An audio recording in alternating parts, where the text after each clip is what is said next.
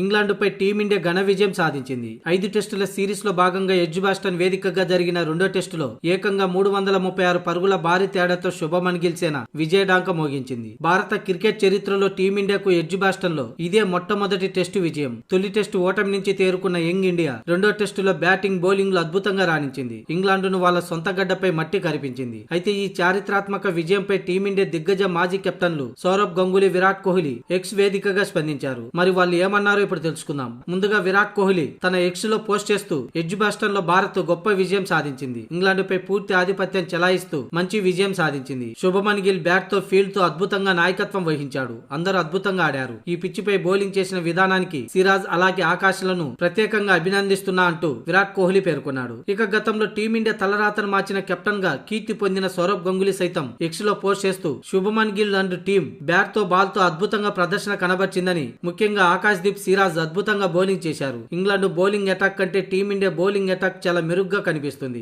Akash Deep, Siraj race గుర్రాలు. బుమ్రా లేకుండా team India గెలిచింది. శుభమన్ గిల్ బాధ్యతతో చాలా అద్భుతంగా బ్యాటింగ్ చేశాడని, ఇలాంటి విజయానికి మీరు 100% అర్హులని సౌరవ్ గంగూలీ పేర్కొన్నాడు. అలాగే సచిన్ టెండూల్కర్ సైతం టీమిండియాపై ప్రశంసలు కురిపించాడు. పరిస్థితులు కాదు, బలమైన నమ్మకంతో గెలిచారు. అనుభవం ఉన్న ఆటగాళ్లపై యువ టీమిండియా అద్భుత విజయం అంటూ పొగడ్తల వర్షం కురిపించాడు సచిన్.